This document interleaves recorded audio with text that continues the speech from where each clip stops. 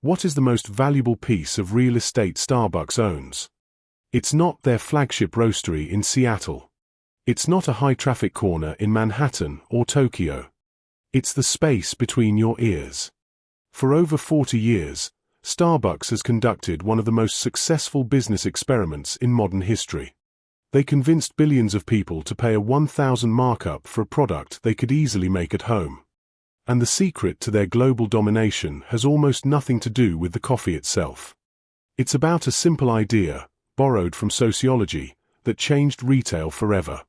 Starbucks is a titan of industry, a cultural icon.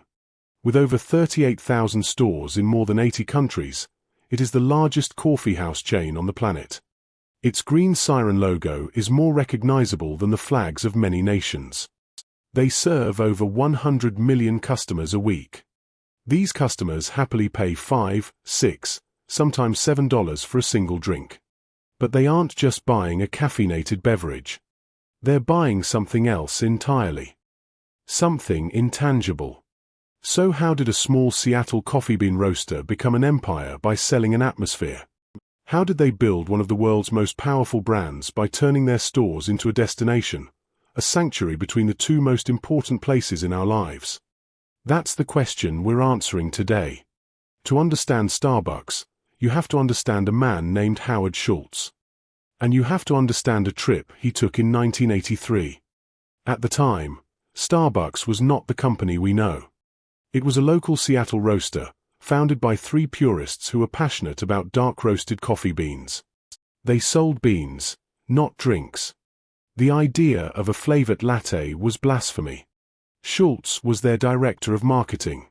On a buying trip to Milan, Italy, Schultz experienced a revelation. He walked the city streets and was struck by the hundreds of espresso bars. He saw that these bars were not just places to get a quick shot of coffee. They were vibrant hubs of social connection.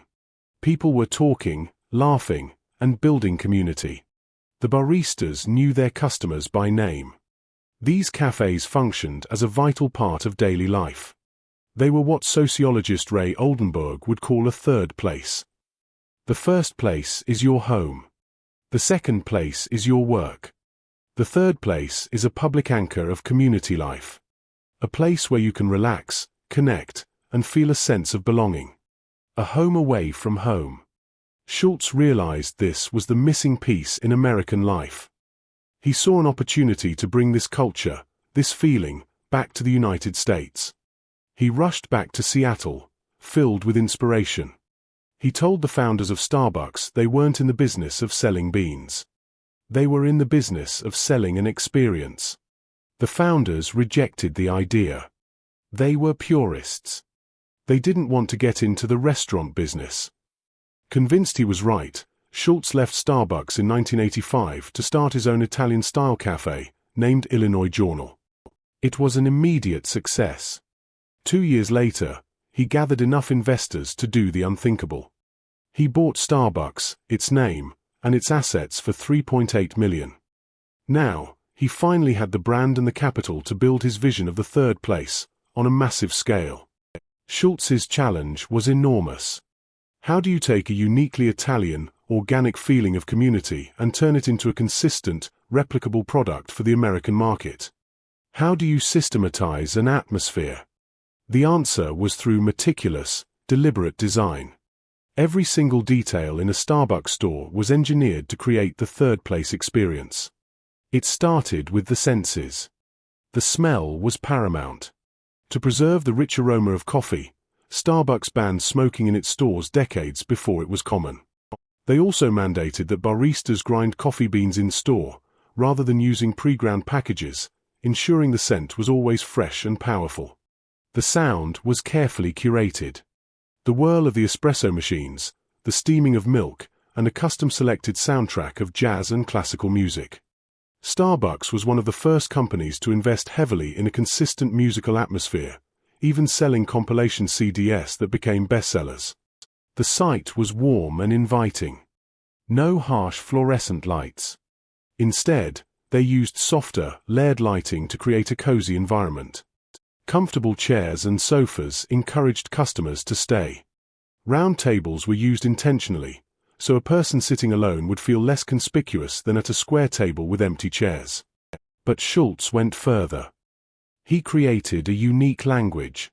He replaced small, medium, and large with tall, grande, and venti. Employees were not cashiers, they were baristas. This unique lexicon created a sense of shared culture, an exclusive club. If you knew the language, you were an insider. Finally, they designed the store for lingering.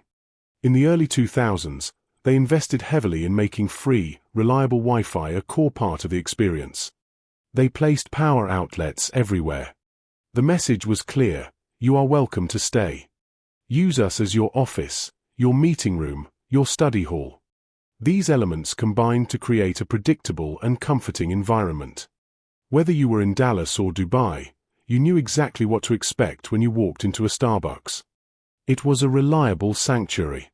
A perfectly designed environment is nothing without the right people to run it. A rude or indifferent barista could shatter the carefully crafted illusion of a welcoming third place. Schultz knew that the typical low-wage, high-turnover model of the fast food industry would be fatal to his strategy. The experience had to feel premium, and that required engaged, motivated employees. So, he decided to invest heavily in his people, who he called partners, not employees. In 1988, Starbucks became one of the first companies in America to offer comprehensive health benefits, including vision and dental, to all employees, even those only working 20 hours a week. This was revolutionary at the time.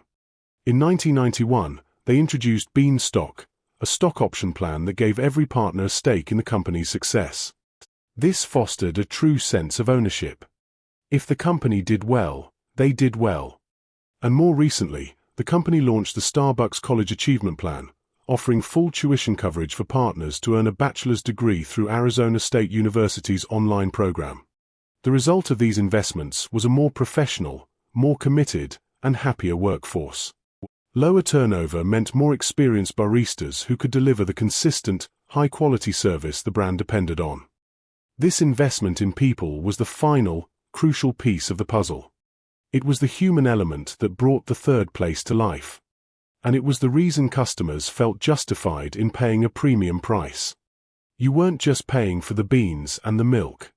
You were paying for the entire ecosystem: the clean bathroom, the comfortable chair, the free Wi-Fi, and the friendly barista who remembered your order. You were paying for the experience. And that is the secret.